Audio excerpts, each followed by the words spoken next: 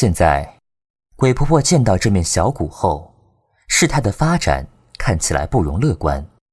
任鹏飞紧张的忍不住屏住呼吸，鬼婆婆的手扶了一下，任鹏飞只觉得身子突然轻松许多，喉咙不再紧得难受，手也能抬起来了。当然，能动的只有左手，因为右手还被牢牢地钉在地上。鬼婆婆轻轻地拨弄着手中的小鼓，鼓咚咚咚地响。她哑着声问：“这东西你从哪里弄来的？”任鹏飞一能动，立刻用目光去寻找弟弟的身影，发现他已经不见，顿时着急万分。可一对上鬼婆婆伫立的瘦小干枯的身影，他还是强忍住心中的担忧，小心谨慎地答：“婆婆，在下来之前曾打听过婆婆的事情，然后无意之间寻得了这面鼓，便带来了。”鬼婆婆冷笑：“还真是用心良苦啊。”任鹏飞忍痛爬起，跪在鬼婆婆脚下，诚恳地道：“婆婆，在下弟弟的性命，当今世间只有您能救。若婆婆能施手相救，在鹏飞力所能及的范围内，一定会竭尽全力完成婆婆的任何愿望。”就凭一个小鼓，就想让我救一个丑男人？鬼婆婆笑他痴心妄想。不只是这样。任鹏飞抬头，一句一句坚定地道：“只要婆婆能施手相救，杜若成、鹏飞能拱手相让，鹏飞的一条性命也随婆婆处置。就算要挖了鹏飞的心、脑子，还是五脏六腑，做药人、做诗人，还是做花肥，鹏飞也绝无怨言。”鬼婆婆盯着他沉吟片刻：“你说，刚刚那个准备断气的小矮子是你弟弟？听你一番话，你对弟弟倒真是情深意重啊。”“是，因为他是在下唯一的弟弟，更是在下娘亲拼死生下的孩子。”“哦。”鬼婆婆似乎对这句话颇有兴致。任鹏飞于脑中快速转念一想，似明白什么，便又接着道：“我娘怀弟弟时，家里遭遇了祸事，爹不得不前去应对。娘带着我逃难，结果途中受了敌人埋伏。娘在打斗中受了伤，便动了胎气。后来虽逃了出去，但却命不久矣。拼至最后一口气，她硬是生下了尚不足月的弟弟。最后只来得及见匆匆赶来的爹一面，并说好好照顾这孩子，就死去了。爹那年伤心过度，一夜竟白了发，从此以后再不肯续弦，便对这个孩子疼爱入骨。现在爹随娘亲故去，弟弟在我的照顾下受此大难，鹏飞有何颜面去见九泉之下的爹娘？因此，只要婆婆肯救弟弟一命，鹏飞愿一命相抵。”鬼婆婆握紧手中的小鼓，视线在任鹏飞身上驻留许久，终是背过身去。任鹏飞抬头，只能看见鬼婆婆瘦如竹竿的身影，风中不停传来小鼓咚咚声，一声一声敲击在他焦急担忧的心。“雅姑！”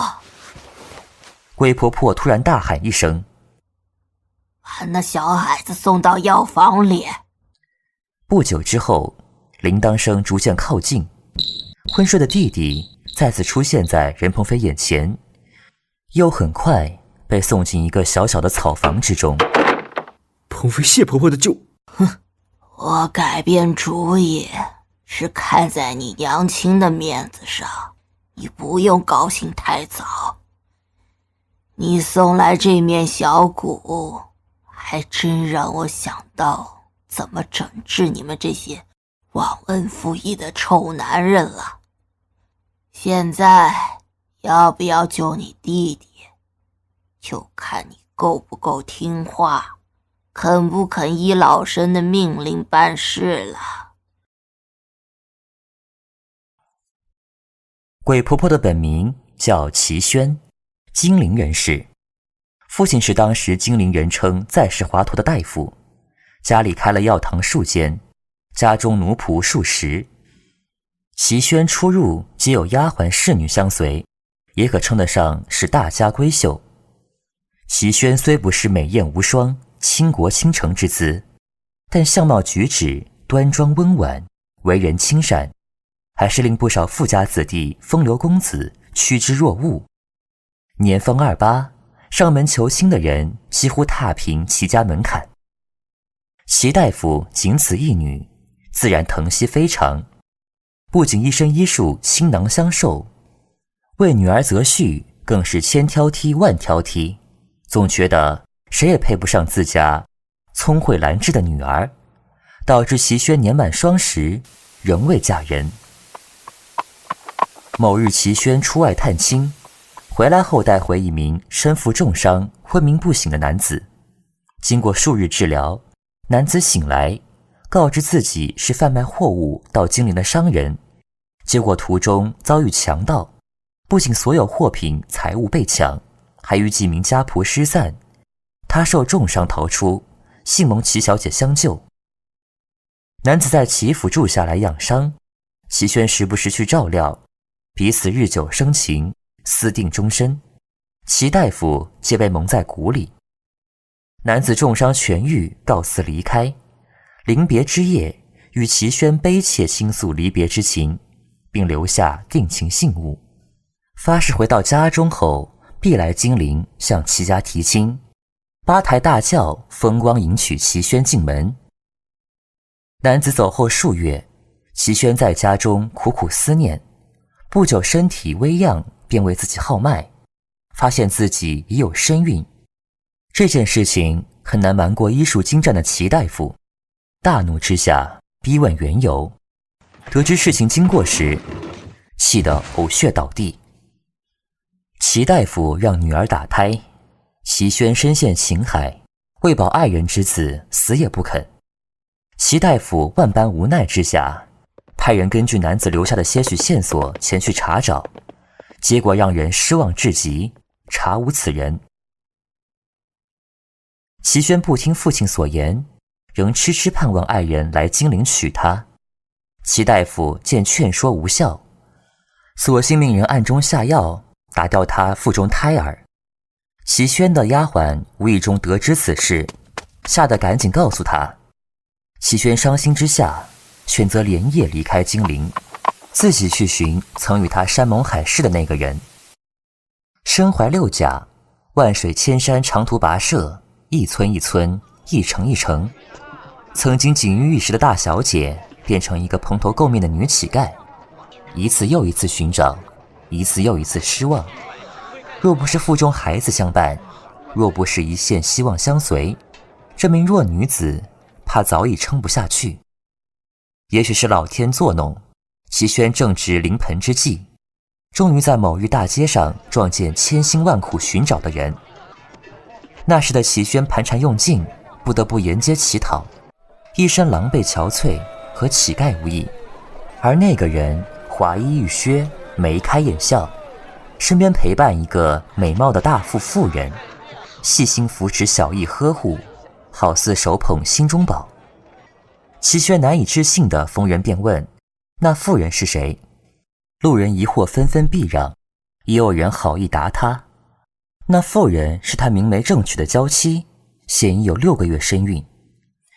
算一算日子，那人应是回来后不久便娶了妻，把对他的种种山盟海誓抛诸脑后，什么不离不弃，什么风光迎娶，什么八抬大轿，曾经令齐宣痴迷难忘的情话，如今如同一把把利刃，分割他的心。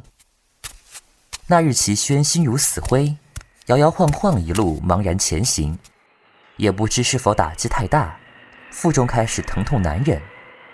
没有爱人，也没有稳婆，没有爹爹的交集，也没有温暖的住处。在一个四面漏风的破屋中，齐宣一个人九死一生，产下一女，用破瓦片割断脐带，用比较干净的里衣包裹孩子，用泪清洗孩子嫩嫩的带血的脸。此后，这个孩子便是齐宣的命。他叫这个孩子青青，青草的意思，漫山遍野的杂草，顽强的生存。为了抚养这个孩子，齐宣吃尽所有苦头。本来想回去投靠父亲，但思及如今带着孩子身无分文，寸步难行，便留在原地，靠着从父亲那学来的医术，带着孩子辛苦地生活下去。那段时日是齐宣最幸福的时刻吧。再苦再累，只要孩子甜甜一笑，就什么都忘了。有道是福无双至，祸不单行。在齐宣开始憧憬将来的时候，刚满2岁的孩子患上难以救治的急症。齐宣空有医术，无药无钱，急得团团转。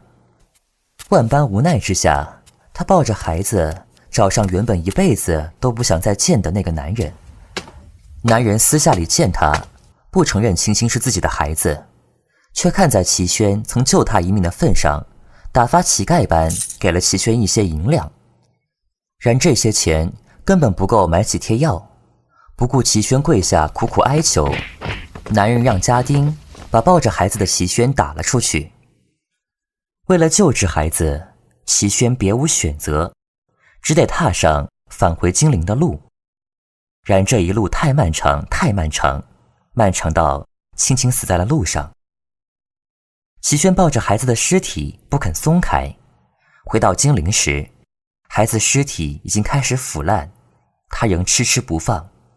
可更让他绝望的是，齐家早物去人非。他半夜离开金陵，齐大夫一怒之下弃火攻心，再也没起来。家中无主，家仆卷尽财产逃匿，从此再无金陵齐家。据闻，齐大夫的遗体不过是被人卷上一张草席，匆匆丢进乱葬岗里。从此之后，世间再无齐宣，却多了一个鬼婆婆。齐宣用火烧毁自己的容貌，用毒药把自己变成人不人鬼不鬼的人。鬼婆婆恨尽天下男人，她苦心钻研医术，举世无双，但只肯在心情好的时候救治女性患者。男人胆敢出现在她面前，唯有一死。任鹏飞带来的写着清清安康的小鼓，正是当年齐宣给女儿买的逗她开心的小玩意。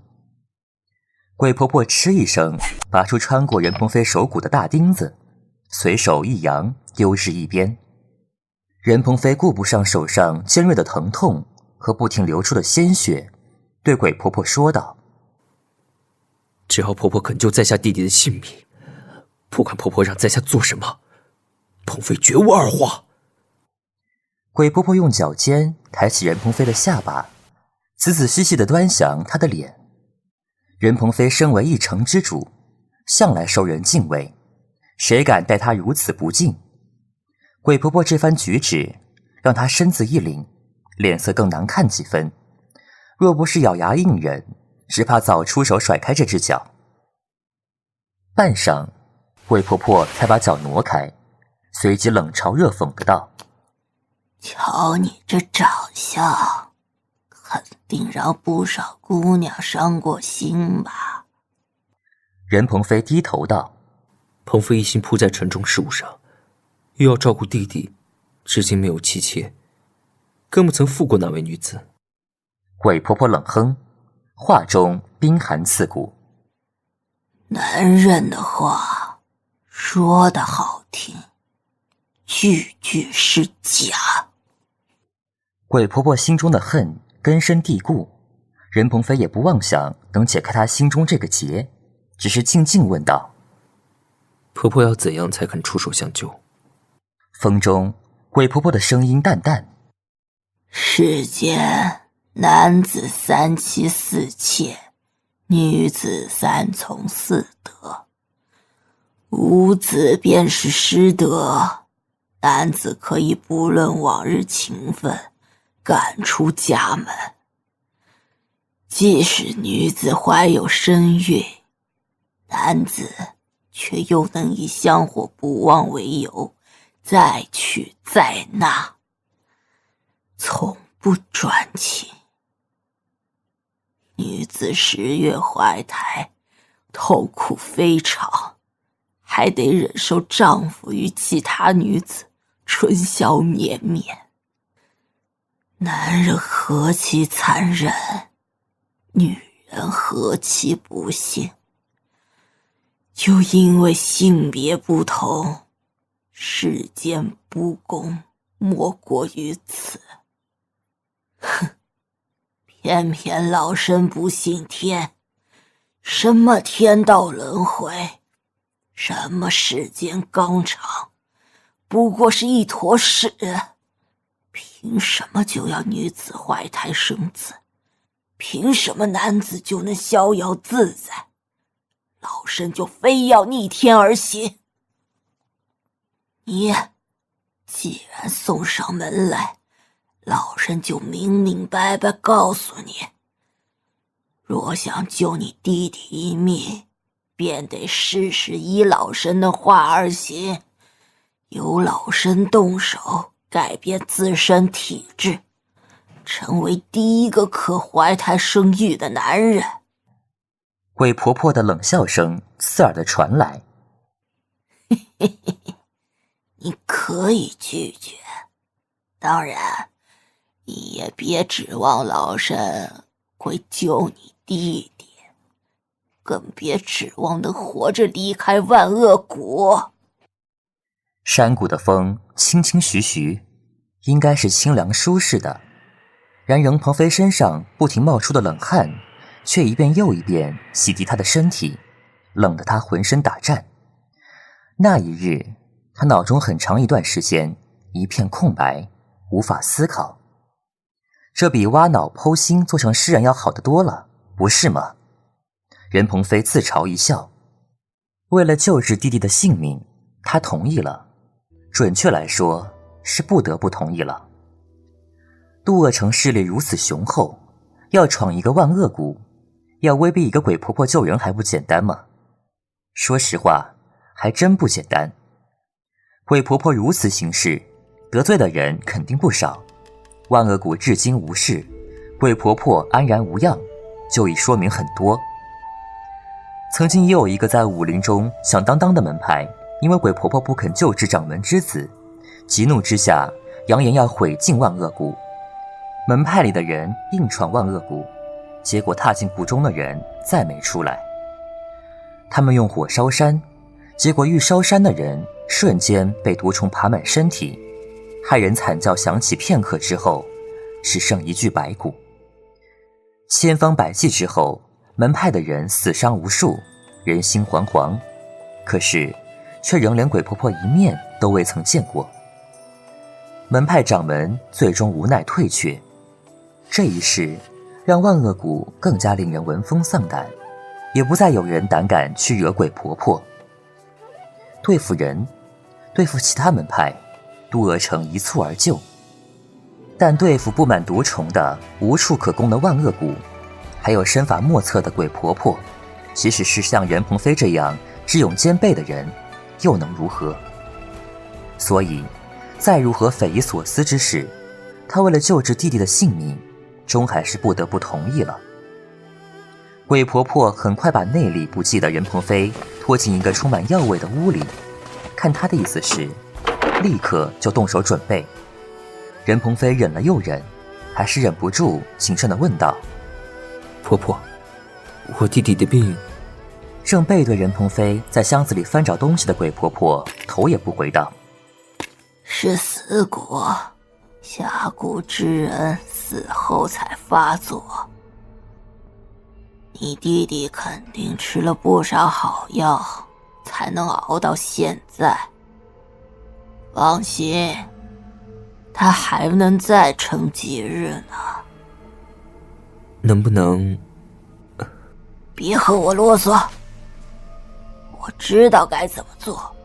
只要你合作，答应救你弟弟，自然会救。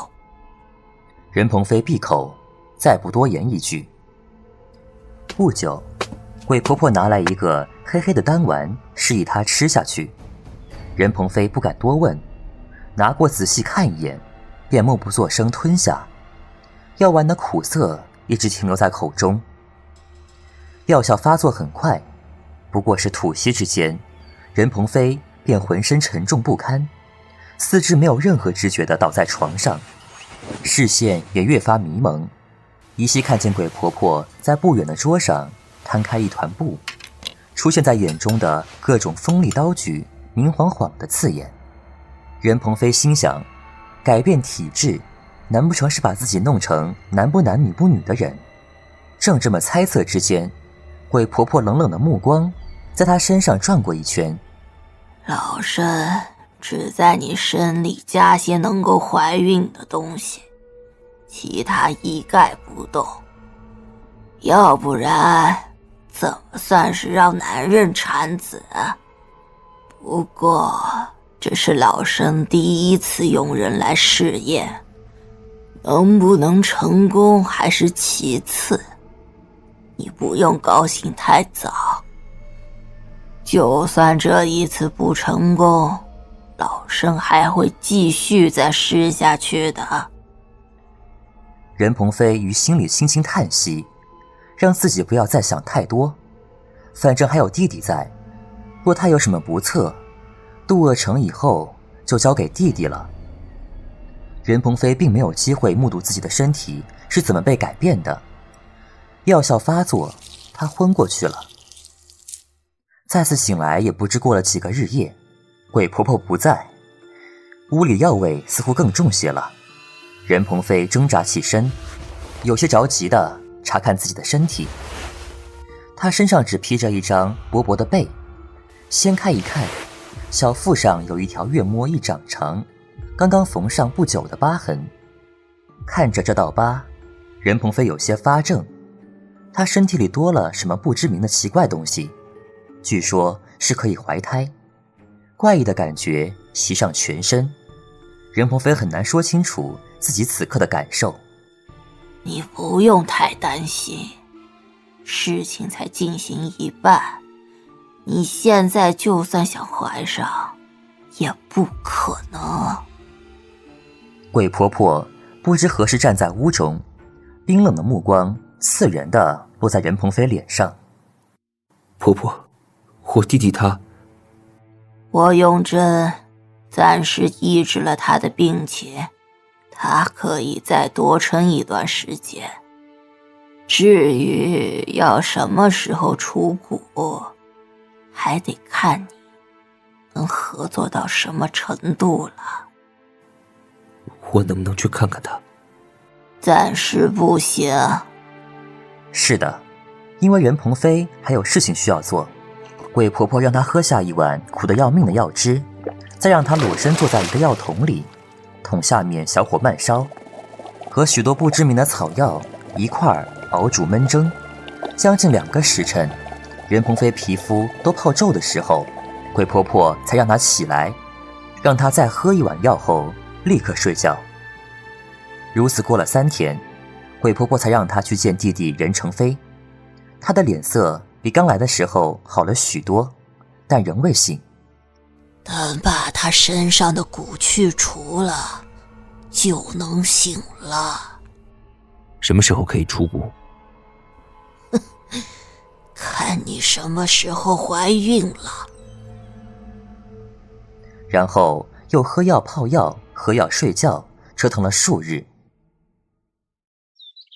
某一天醒来，任鹏飞发现自己的手臂上多了一个朱红色的痣。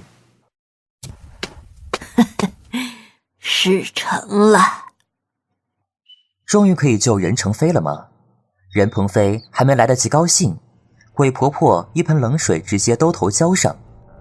这只能证明你能孕胎了。要救你弟弟，你得先怀上孩子。怎么怀？像女人一样，岔开双腿，让男人干你，把阳精射在你身体里，懂了吗？